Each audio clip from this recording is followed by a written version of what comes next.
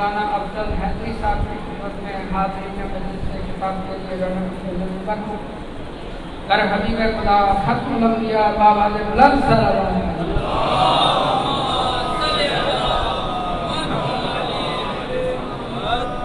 نعرہ تکبیر بلند آواز سے نعرہ تکبیر نعرہ رسالت نعرہ رسالت نعرہ حیدری اے محمد و اہل بیت محمد بلند تر صلوات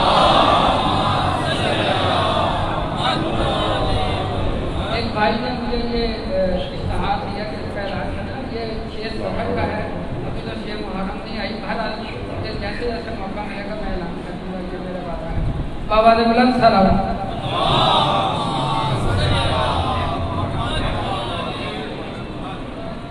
رحم اللہ علیہ رسول الفاتحہ بسم اللہ الرحمن الرحیم الحمد للہ إياك نعبد وإياك نستعين اهدنا الصراط المستقيم صراط الذين أنعمت عليهم غير المغضوب عليهم ولا الضالين بسم الله الرحمن الرحيم قل هو الله أحد الله الصمد لم يلد ولم يولد ولم يكن له كفوا أحد بسم الله الرحمن الرحيم قل هو الله أحد الله الصمد لم يلد ولم يولد ولم يكن له بسم الله الرحمن الرحيم قل هو الله أحد الله الصمد لم يلد ولم يولد ولم يكن له كفوا أحد اللهم صل على محمد وعلى محمد اللهم صل على هذه الفاتحة للرسول المباركة إلى جميع أرواح المؤمنين لا سيما إلى أرواح المؤمنين والمؤمنين المخصوصين من أسرة بعد المجلس بحق أئمة المعصومين عليهم الصلاة والسلام اللهم صل على محمد وعلى محمد بلکہ بآواز بلند صلوات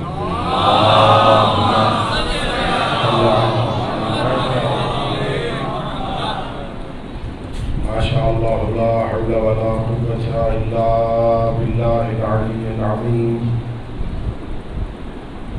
أعوذ بالله من الشيطان الرجيم بسم الله الرحمن الرحيم الحمد لله رب العالمين بارئ الخلائق أجمعين والصلاة والسلام والتحية والإكرام على النبي المؤيد والرسول المسدد المصطفى الأمجد المحمود الأحمد حبيب إله العالمين أبي القاسم محمد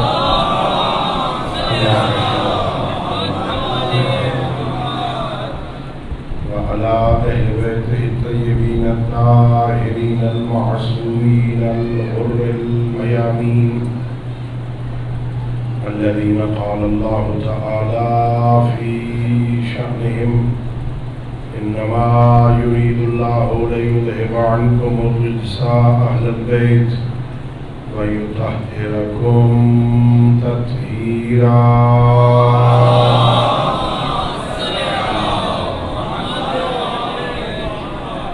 ورحمة الله على أحبابهم وأصحابهم وشيعتهم ومواليهم ولعنة الدائمة الأبدية على أعدائهم أجمعين أما بعد فقد قال الله تبارك وتعالى في كتابه المجيد وفرقانه الحميد وهو أصدق الصادقين وقوله الحق بسم الله الرحمن الرحيم ولو اتبع الحق أهواءهم لفسدت السماوات والأرض ومن فيهن صلوات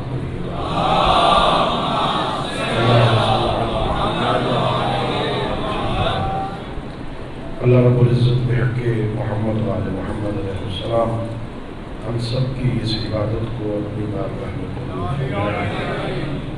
خالق کائنات بحق ائمہ ہدیٰ علیہ السلام اس مجلس کو، اس ذکر کو، اس عزاداری کو، اس موعظہ کو ہماری ہم سب کے مدنی تمام شہداء ملت اور بالاخص بانیان مجلس کے جملہ مرحومین کی مغفرت کا سبب قرار دے۔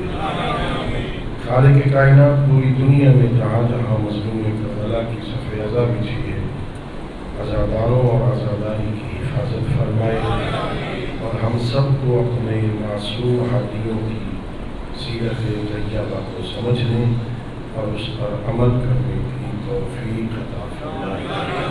اپنی دعاؤں اور اس عظیم عبادت کی قبولیت کے لیے بآواز بلند صلوات اللہم صل علی محمد وآل محمد وعجل فرجہ۔ میرے محترم معزز اور مکرم سامعین، ارشاد پروردگار ہے وَلَوِ اتَّبَعَ الْحَقُّ أَهْوَاءَهُمْ، اگر حق لوگوں کی خواہشات کی اتباع کر لیتا، اگر حق باطل کی اتباع کر لیتا، لَفَسَدَتِ السَّمَاوَاتُ وَالْأَرْضُ وَمَنْ فِيهِنَّ، زمین بھی تباہ ہو جاتی، آسمان بھی تباہ ہو جاتا، اور زمین و آسمان کے درمیان جو کچھ ہے یہ تباہ ہو جاتا اگر حق باطل کی اتباع کر لیتا۔ زمین اپنے محور پہ قائم ہے، آسمان بغیر ستونوں کے قائم ہے، زمین و آسمان کے درمیان مخلوقات موجود ہیں۔ یہ دلیل ہے اس بات کی کہ کبھی بھی حق نے باطل کی اتباع نہیں کی ہے۔ اللہ رب العزت کا لاکھ لاکھ شکر ہے کہ اس ذات عطیت نے، اس کریم اللہ نے، مہربان خالق نے اس دنیا میں زندگی گزارنے کے لیے ہمیں رہبر وہ عطا فرمائے جو حق کا معیار ہے۔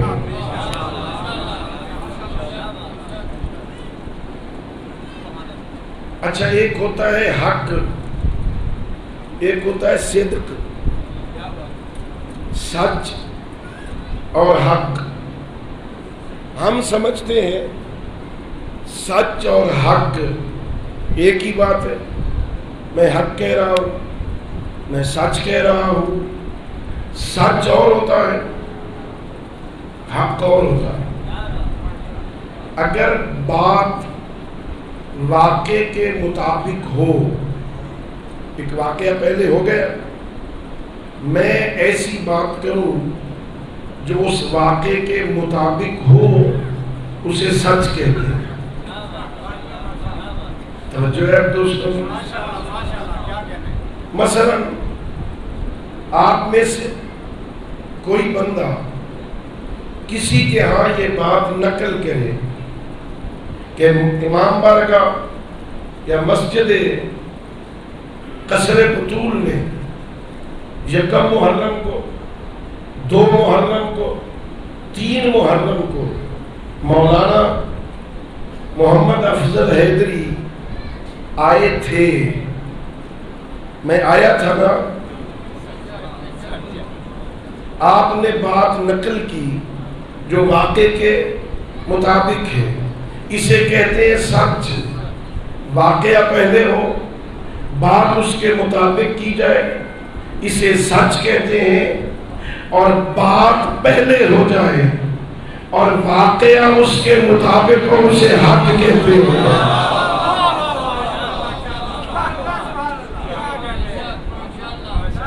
کوئی بات پہلے کرے، پھر واقعہ اس کے مطابق ہو جائے، اسے حق کہتے ہیں۔ یہ میں اپنی طرف سے نہیں کہہ رہا ہوں، ہمیں مدارس میں منطق کی ایک کتاب پڑھائی جاتی، حاشیہ ملا عبداللہ مولانا، اس کے مقدمے میں انہوں نے لکھا بات واقع کے مطابق ہو اسے سچ کہتے ہیں، واقعہ بات کے مطابق ہو اسے حق کہتے ہیں۔ اگر مثال نہ دوں نا تو بات واضح نہیں ہوگی۔ چلیے قصر بطول سے مدینہ چلیں، جناب سیدہ کا گھر ہے، عید کا دن ہے، بچوں نے کہا اماں ہمارا لباس کہاں ہے؟ سیدہ نے کہا تمہارا لباس درزی کے پاس ہے۔ میں نے کہیں نہیں پڑھا کہ بی بی نے کسی درزی کو لباس دیا تھا، وہاں کوئی ٹیلر ماسٹر موجود تھا جو مدینہ میں اس زمانے میں لباس سیتا تھا۔ چونکہ نبی کی بیٹی نے کہہ دیا لباس درزی کے پاس ہے، اللہ نے کہا رضوان جنت جلدی کر لباس اٹھا، دروازہ زہرا پہ جا، آج یہ نہیں کہنا میں رضوان جنت ہوں، وہاں جا کے کہنا انا خیاط الاسرار۔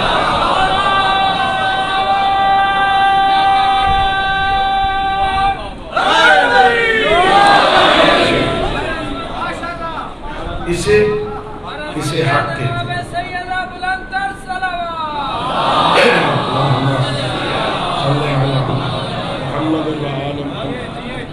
اگر بات واقع کے مطابق اسے سچ کہتے، واقعہ بات کے مطابق ہو جائے اسے حق کہتے ہیں۔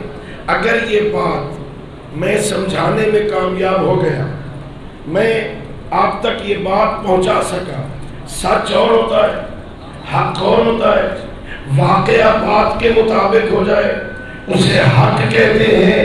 تو اب ذرا تصور کرو اللہ نے ہم پر احسان کیا کیا ہے۔ اللہ نے مجھے صرف صادق امام نہیں دیے، اللہ نے وہ دیے ہیں جو حق کا معیار ہے۔ ان کے منہ سے نکلی ہوئی بات واقعہ بن جاتا ہے۔ بھئی یہ تو قرآن مجید کی آیات بتاتی ہے۔ اللہ نے ہمیں رہبر ایسے دیے، ناز کیا کرو، شکر کیا کرو۔ ہمیں اللہ نے پیشوا ایسے دیے، کبھی آیت اترتی یہ عمل کرتے، کبھی یہ عمل پہلے کرتے آیت بعد میں اترتی۔ اللہ نے ہمیں رہبر ایسے دی، اللہ نے وہ دیے جو حق کا معیار نہیں، میں شاید نہیں سمجھا سکا۔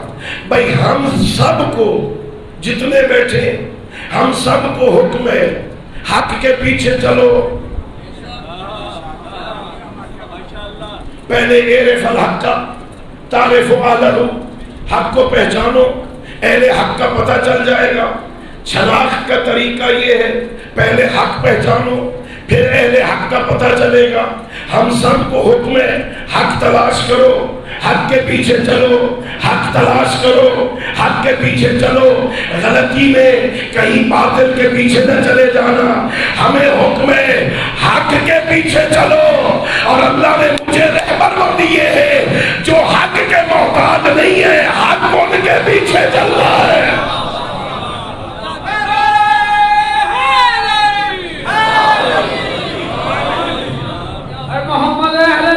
محمد بلند الصلوات اللہم صلی علی محمد وآل محمد وعجل۔ وہ حق کے محتاج نہیں ہے، حق ان کے پیچھے چل۔ اچھا یہ میں نہیں کہہ رہا، نہج البلاغہ جناب سید شریف رضی نے نہج البلاغہ میں میرے امیر کا یہ خطبہ نقل کیا۔ غور کرنا، الفاظ پہ توجہ کرنا۔ امیر المومنین عربوں میں خطبہ دے رہے ہیں، اینا یطاح بکم وکیف یامرون وفیکم اطرت نبیکم، کیوں دھکے کھا رہے ہو، کیوں اندھے بنے پھرتے ہو، جبکہ تمہارے درمیان تمہارے نبی کی اطرت موجود ہے۔ اطرت پیغمبر کے ہوتے ہوئے دھکے کیوں کھا رہے ہو؟ اندھے کیوں بنے پھرتے ہو؟ نبی کی اطرت موجود ہے. یا علی ذرا تعارف تو کرواؤ، یہ اطرت پیغمبر ہے کون؟ نہج البلاغہ میں میرے آقا کا فرمان ہے، 3 نشانیاں بتائیں. ہم عظیمت الحق وعلسنت الصدق وعالم الدین. یہ اطرت پیغمبر حق کی مہاریں ہیں، حق کی.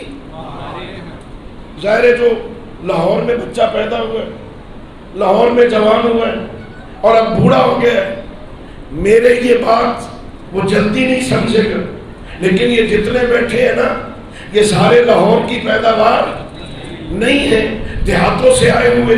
مجھے کچھ چہرے اپنے علاقے کی بھی نظر آ رہے ہیں. یہ مہار کیا ہوتی ہے؟ یہ اونٹ کے ناک میں جو نکیل ڈالتے ہیں نا اور وہ رسی ہوتی ہے نا، اسے مہار کہتے ہیں. چونکہ میرا امام عربوں میں خطبہ دے رہا تھا، وہ جانتے تھے اونٹ کیا ہوتا ہے، اونٹ کی مہار کیا ہوتی ہے، مہار کی اہمیت کیا ہوتی ہے. میرے امام نے فرمایا ہم عظمت الحق، یہ اطرت پیغمبر حق کی مہاریں ہیں. مہار کے یہاں جدھر جائے، جدھر جدھر مہار جائے ادھر ادھر اونٹ جاتا ہے. میرے آقا نے کہا اطرت پیغمبر حق کی مہاریں ہیں، جدھر جدھر اطرت جائے گی ادھر ادھر حق جائے.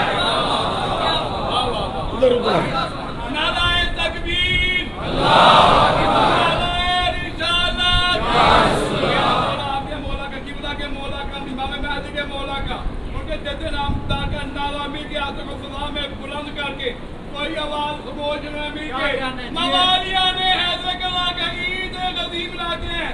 علی مرتضیٰ کا نعرہ، نعرہ حیدری. ہم عظیمت حق ہے، یہ اطرت پیغمبر حق کی مہاریں ہیں. اچھا مہار چھوٹی ہو تب بھی مہار ہوتی، مہار بڑی ہو تب بھی مہار ہوتی. وہ 1 گز کی ہو تب بھی مہار ہوتی ہے، وہ 10 گز کی ہو تب بھی مہار ہوتی ہے. میں تفصیل بیان نہیں کر سکوں گا. ہاں حالات ایسے ہیں نا، مجبوریاں ہیں نا، میں اشارہ کر رہا ہوں اور کنایہ اور اشارہ عقل مند کے لیے کافی ہوتا ہے. آپ تو ماشاءاللہ سمجھدار لوگ ہیں نا. ہاں یہ مہار چھوٹی ہو تب بھی مہار ہوتی ہے، مہار بڑی ہو تب بھی مہار ہوتی ہے. سید الانبیاء کے بعد اس دنیا سے پردہ کرنے کے بعد کہیں بیعت ہوئی ایک شخص کی. جب لوگ بیعت کر کے باہر نکلے نا تو ایک شخص نے ان سے پوچھا کس کو بنایا؟ کہ فلاں کو بنا دیا. بھائی فلاں کو بنایا، کیا وہاں علی نہیں تھے؟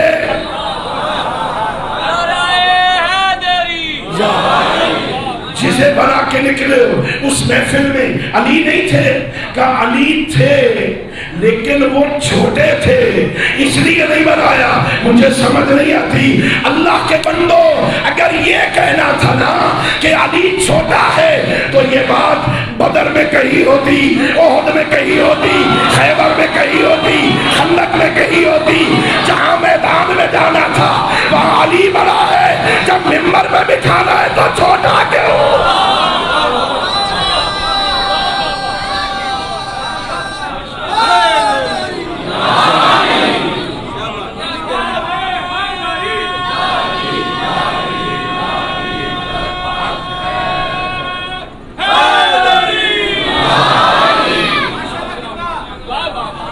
مہار چھوٹی ہو تب بھی مہار ہوتی، مہار بڑی ہو تب بھی مہار ہوتی.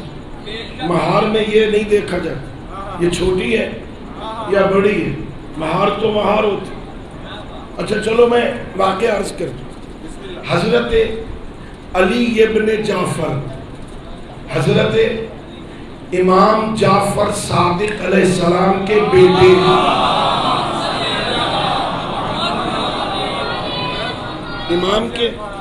امام کے بیٹے علی ابن جعفر، حضرت امام موسیٰ کاظم علیہ السلام کے بھائی، حضرت امام رضا علیہ السلام کے چچا، حضرت امام محمد تقی علیہ السلام کے دادا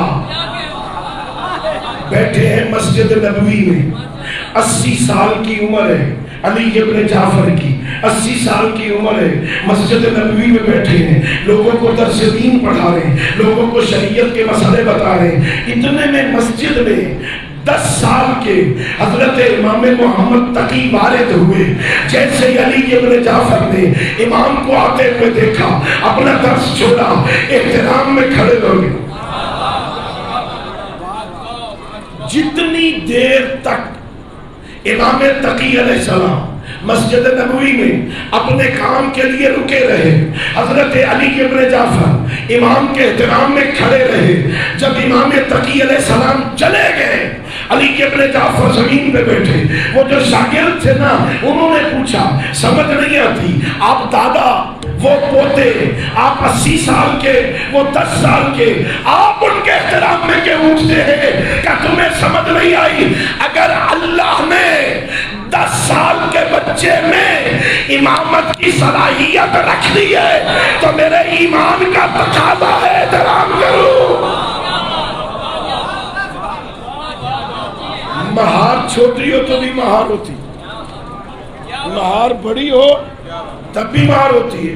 ہم مذمت الحق، یہ حق کی مہاریں، جدھر یہ جاتے ہیں حق ادھر جاتا ہے، جدھر اطرت پیغمبر جائے حق ادھر جائے۔ یہ میں نہیں کہہ رہا، یہ جہاں میرے امیر نے بتایا وہاں نبیوں کے سردار نے بھی بتایا۔ پیغمبر گرامی اسلام کی متفق علیہ حدیث، الحق مع علی وعلی مع الحق، حق علی کے ساتھ، علی حق کے ساتھ۔ میں اکثر مجلسوں میں کہتا ہوں، اگر یہ بات یہیں پہ رک جاتی کہ پیغمبر کہے حق علی کے ساتھ، علی حق کے ساتھ ہے، آگے کچھ نہ کہتے، میرے مولا علی کی عظمت کا پتہ نہ چلتا کہ سارے نبی حق کے ساتھ، سارے ولی حق کے ساتھ، سارے وسیع حق کے ساتھ، سارے مومن حق کے ساتھ، سارے متقی حق کے ساتھ، علی بھی حق کے ساتھ ہے۔ تو فرق کیا ہوا؟ بات یہاں رکی نہیں، وہاں میرے آقا نے الحق مع علی وعلی مع الحق کہنے کے بعد اپنے دونوں ہاتھ اٹھائے کہ اللہم ادر الحق کا ہے سما دارا علی، میرا اللہ حق کو ادھر پھیر دے جدھر علی پیدا، جدھر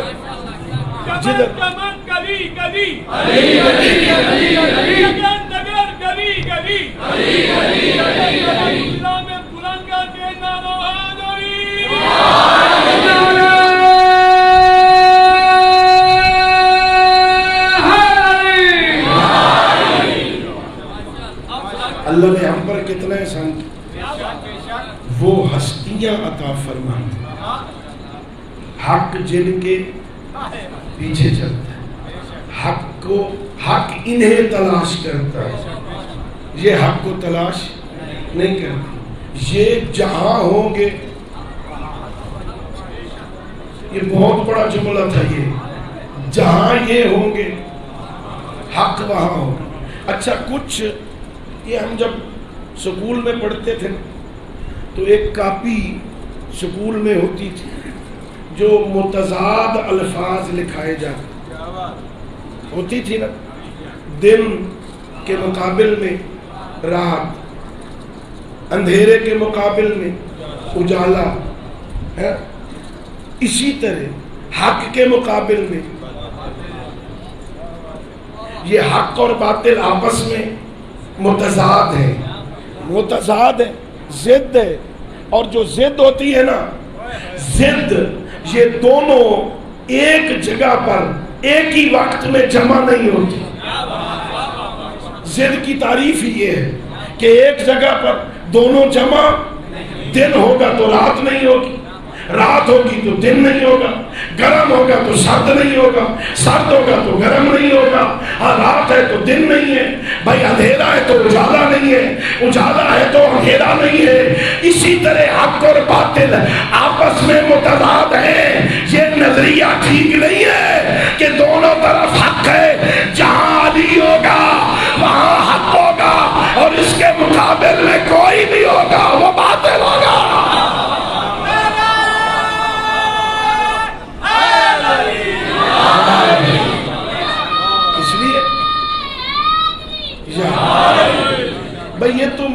نہیں نا کہ ادھر بھی حق ہو اور اس کے مقابل میں بھی، یہ تو ہو ہی نہیں سکتا، یہ ضد ہی نہیں ہے، ضد بنتی ہی نہیں ہے۔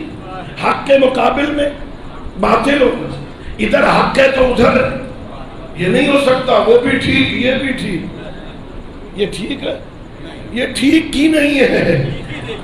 جہاں علی ہوں گے وہاں حق ہو۔ اللہ نے ہم پر احسان کیا، دیکھو اب اگر تمہیں حق چاہیے نا تو حق تم تلاش نہ کرو، تم علی کو تلاش کرو، حق تمہیں مل جائے گا۔ جہاں علی ہوں گے وہاں حکم۔ پیغمبر نے کہا میرے اللہ حق کو ادھر پھیر دے جدھر علی پھیر دے۔ اچھا چلو بات شاید پہنچا سکوں، گھڑی بڑی تیزی سے چل رہی ہے، بڑی تیزی سے وقت ختم ہو جائے گا، کوئی حق کی فہرست مل جائے، یہ حق ہے، کوئی فہرست مل سکتی ہے؟ ہاں نہیں، ہمارا مکتب غنی ہے، کسی کا مکتب فقیر ہو، ہمارا تو غنی ہے نا، فہرست ہے۔ پتہ ہے کہاں؟ وہ جب ہم اپنے میت کو لحد قبر میں سلا کے اس کے کندھے ہلا ہلا کے اسے کچھ سمجھاتے ہیں نا،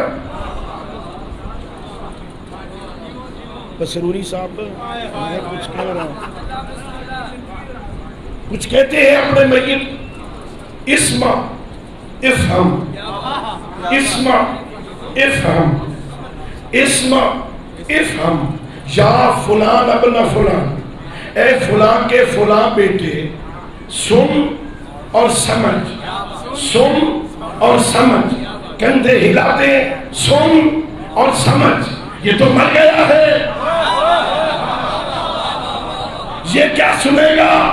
بھائی میں فضول کام نہیں کرتا، یہ میرے پیغمبر کا حکم تھا، اطلب العلم من المہد الی اللحد، گہوارے سے لے کے لحد تک علم حاصل کرو۔ ہم کندھے ہلا کے عقیدے پڑھا کے اسے علم پہنچاتے تاکہ حدیث پیغمبر پہ عمل ہو جائے۔ پیغمبر نے کہا ہے انہیں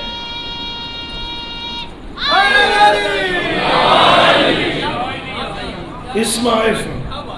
اچھا مولا متقیان ایک جنگ سے واپس آ رہے، ایک قبرستان میں رک گئے، قبر والوں کے ساتھ میرے امیر نے باتیں شروع کر دی،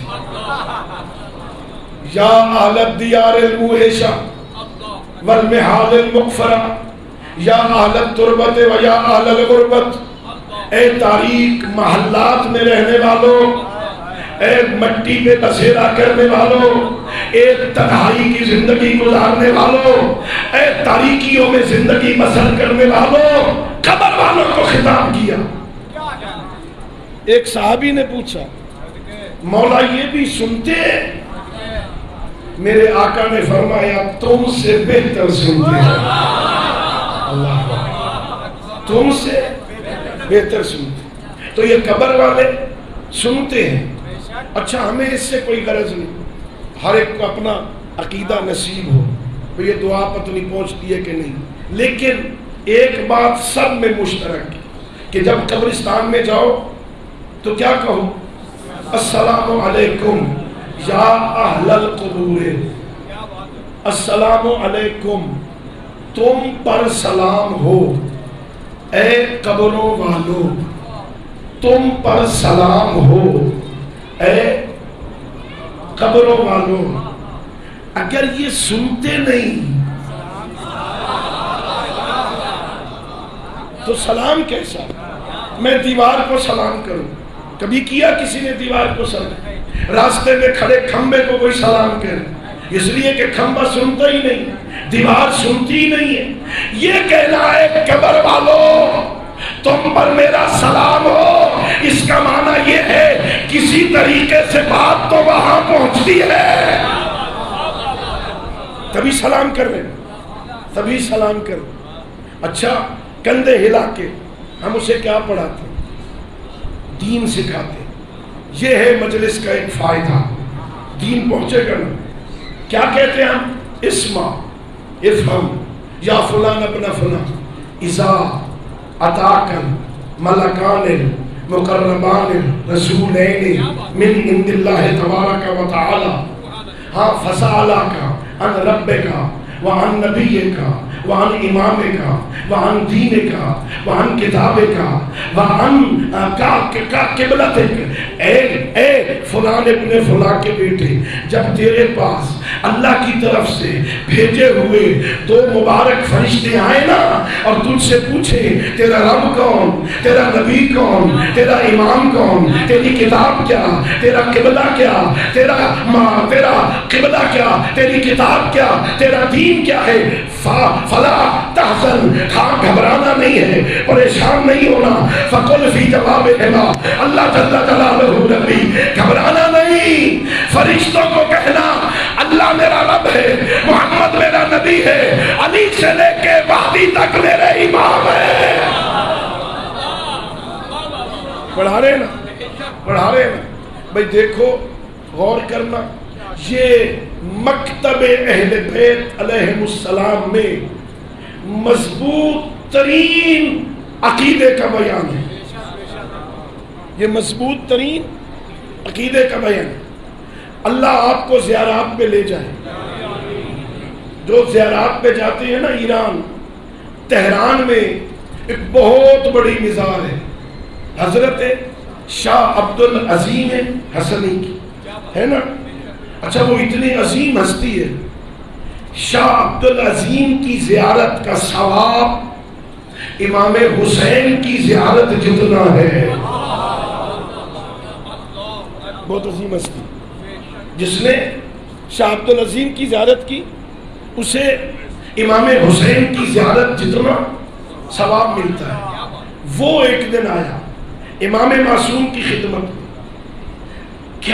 کیا طریقہ ہے کہ مولا میں چاہتا ہوں آپ کے سامنے اپنے عقیدے پیش کروں. میں چاہتا ہوں میں تمہیں اپنا عقیدہ بتاؤں، میرے عقیدے کیا ہیں. معصوم نے فرمایا باپ بسم اللہ بیان کرو. یہ ترتیب اس نے بیان کی. میں گواہی دیتا ہوں اللہ میرا رب ہے. میں گواہی دیتا ہوں محمد اللہ کے آخری رسول ہے. میں گواہی دیتا ہوں علی سے لے کے مہدی تک میرے معصوم امام ہیں. ہاں میں قبلہ کعبہ میرا قبلہ ہے، کتاب قرآن میری کتاب ہے، اسلام میرا دین ہے. یہ جو بیان کیا نا میرے امام نے فرمایا یہی تو وہ مذہب ہے جو ہم بیان کرتے ہیں. مضبوط ہے، مضبوط ترین مذہب دین اسلام اور مکتب تشیع کا بیان ہے. لیکن میں یہاں اپنے نوجوان عزیزوں کو متوجہ کرنا چاہتا ہوں. ہو سکتا ہے کوئی چرب بیان خطیب اپنی خطابت کے چکر میں آپ کو گمراہ کرنے کی کوشش کرے. ان چکروں میں نہ آنا. ثواب ہوگا من ربوں کا، من نبیوں کا، من اماموں کا. تیرا رب کون، تیرا نبی کون، تیرا امام کون؟ جواب میں کیا کہنا ہے؟ اللہ میرا رب ہے، محمد میرا رسول ہے، علی سے لے کے مہدی تک میرے امام ہیں. کہیں غلطی نہ کرنا. اگر وہ پوچھے تیرا رب کون ہے، یہ نہ کہنا علی میرا رب ہے. علی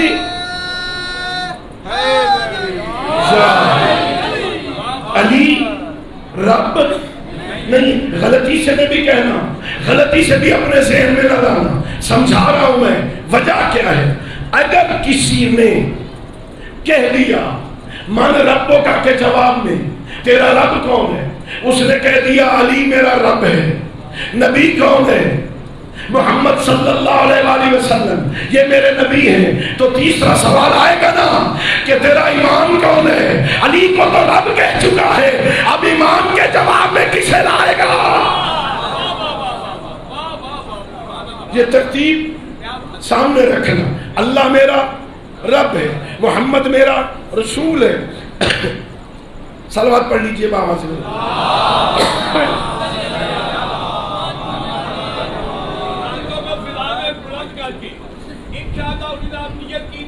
کائنات سے کہ خدا آپ کو اتنا عطا کرے کربلا کا یہ کائنات کے لوگ آج جا رہے ہیں وہاں جا کے جناب زہرا کو رسول خدا کو حسن کو علی اللہ ولیاس کو کرسا دیجیے گا عرفان صاحب اپنے بیٹوں کے ساتھ حاجی صاحب کی غیر موجودگی میں آپ مل کے نعرہ لگائیے کہ خدا کے ساتھ مل کے حسن اور نبی جہاں نے نعرہ لگایا کرتے ہیں لبیک یا حسین لبیک یا حسین لبیک یا حسین لبیک یا حسین لبیک یا حسین. اچھا یہ تلقین کا پہلا حصہ ایک فقہی مسئلہ. طالب علم ہونا کسی بہانے سے کوئی مسئلہ پہنچا دو تاکہ بات پہنچ جائے. یہ ہمارے ہاں رسم ہے کہ تلقین میت کو لحد قبر میں اتار کے تلقین کرتے اور پھر جب لحد قبر بند ہو جاتے سارے لوگ چلے جاتے تو پھر ایک مرتبہ تلقین کرتے. شریعت کہتی ہے نہیں اس سے پہلے بھی تلقین کا وقت ہے. جب جان نکل رہی ہو حکم تلقین کرو.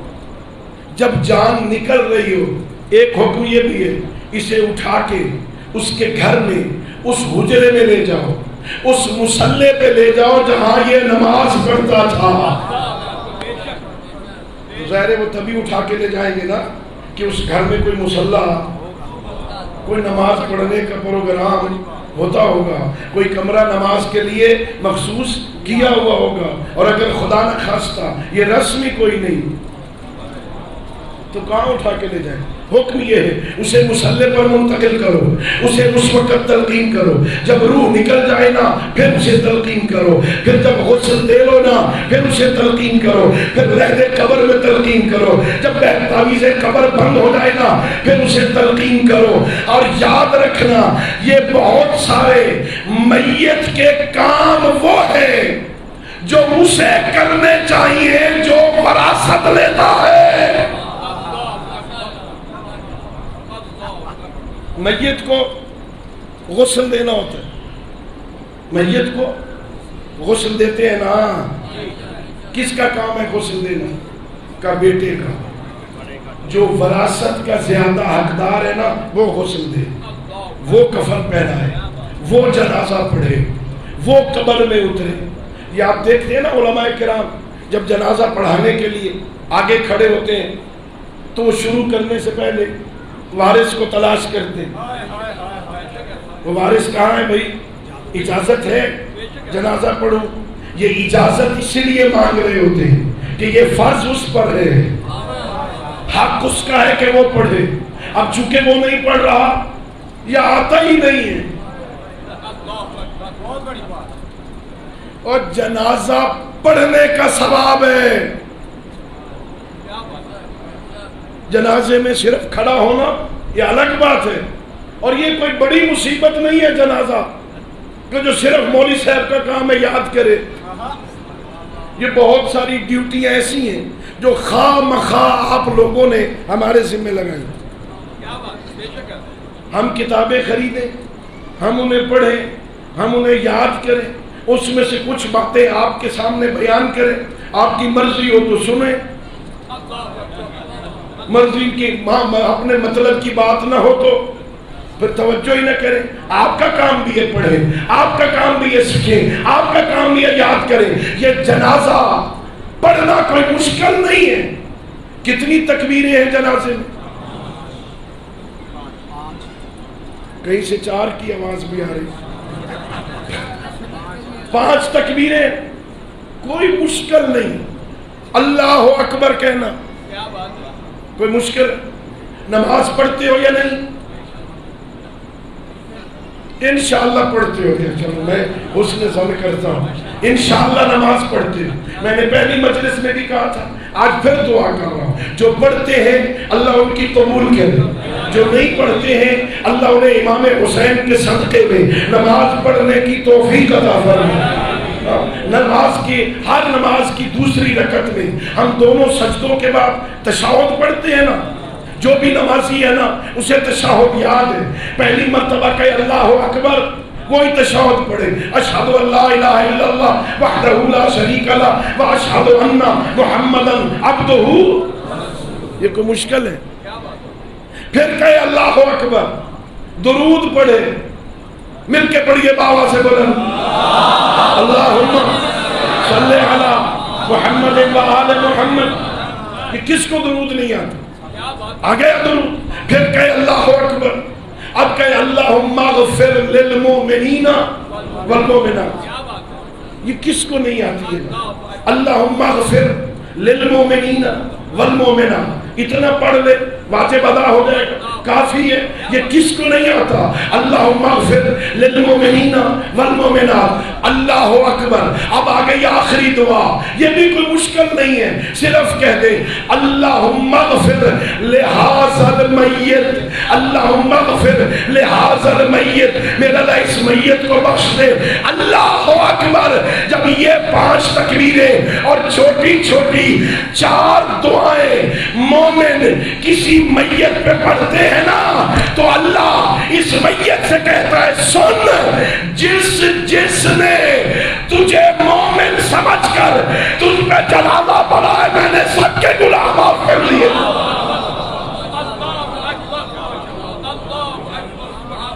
بھئی یہ کتنا مشکل ہے جنازہ؟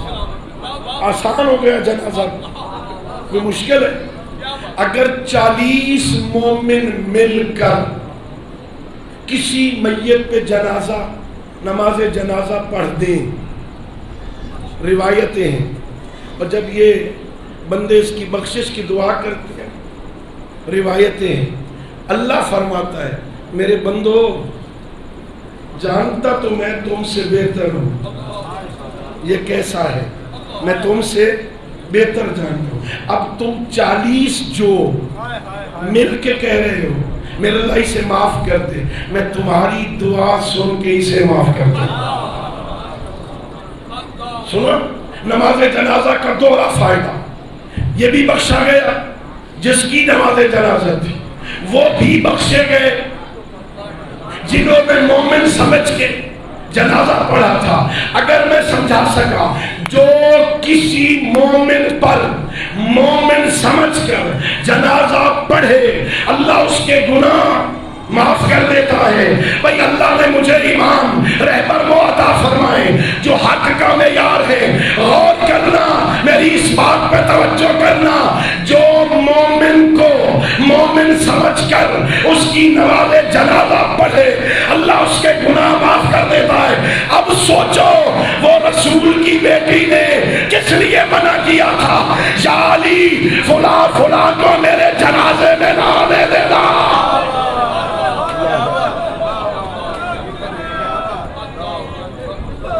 اللہ فلاں فلاں کو نہ آنے دینا، اس لیے کہ گناہ بخشے جائیں گے۔ زہرا کو اتنا ستایا تھا، زہرا معاف نہیں کرنا چاہتی۔ اب توجہ، بھائی حق کا معیار ہے، اللہ نے ہمیں رہبر عطا فرمایا۔ وقت تمام ہو گیا عزیزو، اللہ آپ کی عبادت قبول فرمائے۔ یہ جو شریعت، یہ جو دین، بہت ساری باتیں میں کہنا چاہتا تھا، وقت کے دامن میں گنجائش نہیں رہی۔ عزیزو، یہ شریعت، یہ دین، یہ مذہب، یہ تعلیمات، یہ جو آپ اور ہم تک پہنچی ہے نا، اس پہ بڑا خرچ ہوا ہے زہرا کے لال کا۔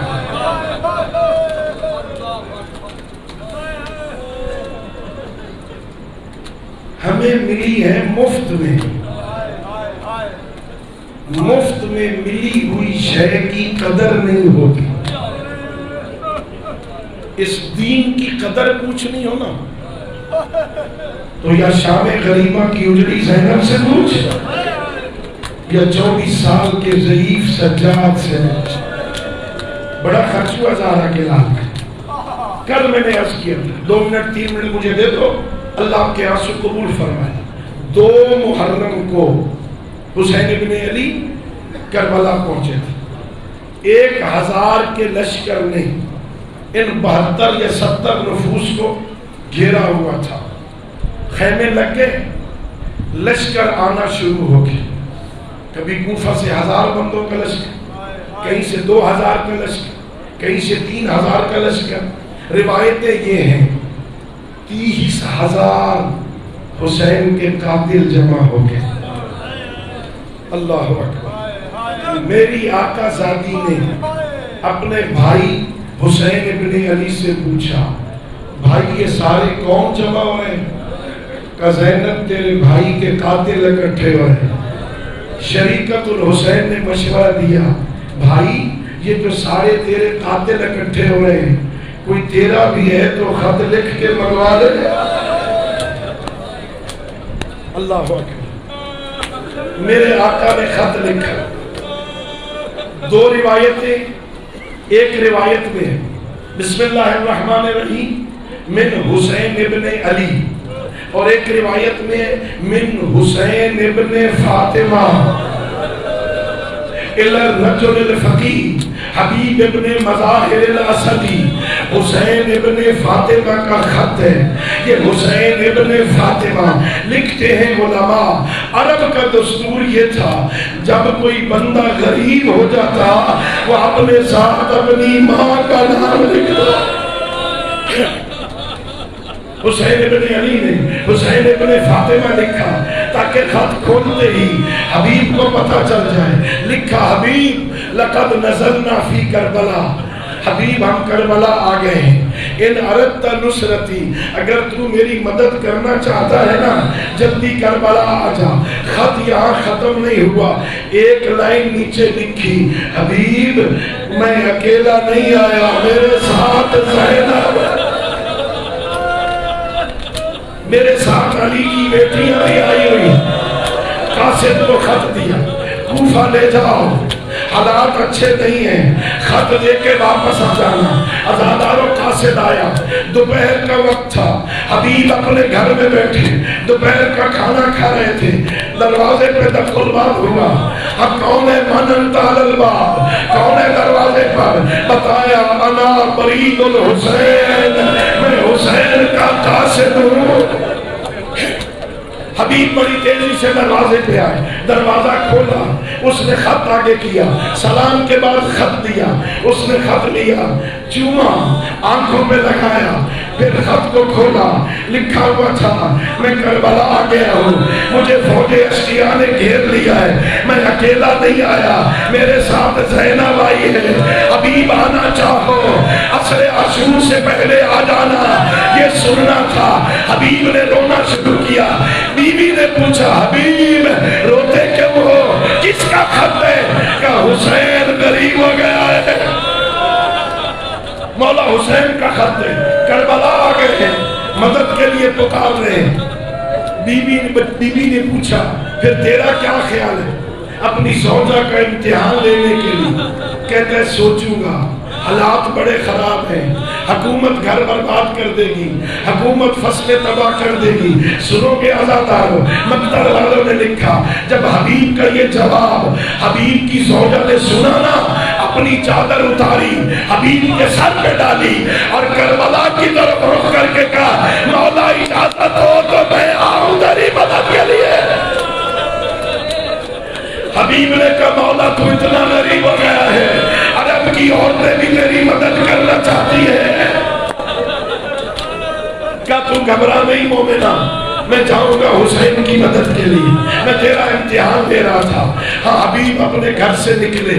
مسلم ابن اوس جا کے گھر گئے. دروازہ کھٹکھٹایا.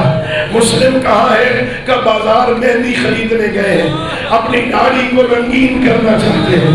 حبیب مسلم ابن اوس کی تلاش میں کوفہ کے بازار میں آیا. حبیب کو ڈھونڈا جس نے ہاتھ میں مہندی لی ہوئی تھی. کہ مسلم کس لیے مہندیاں خرید رہا ہے؟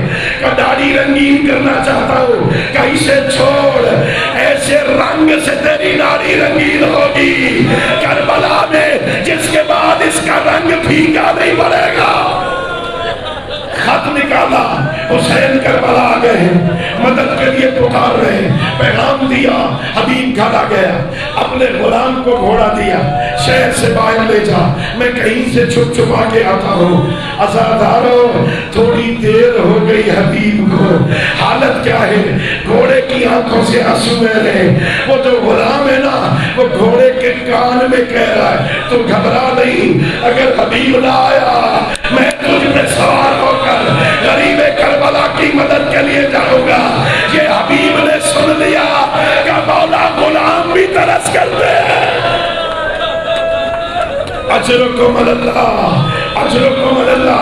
حبیب نے اپنے غلام کو آزاد کیا.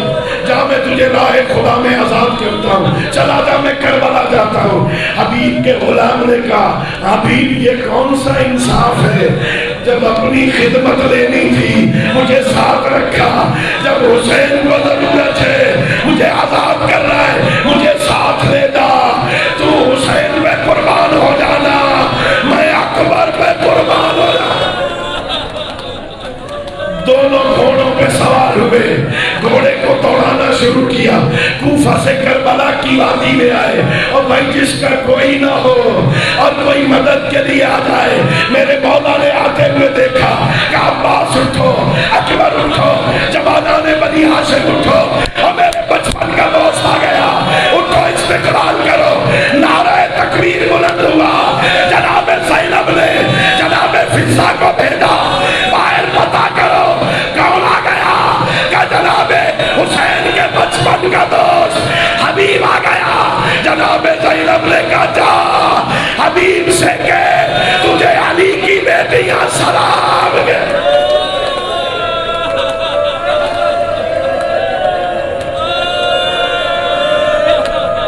الا لعنت اللہ علی القوم الظالمین. وسيعلم الذين ظلموا أي منقلب ينقلبون. وآخر دعوانا أن الحمد لله رب العالمين. صلوات.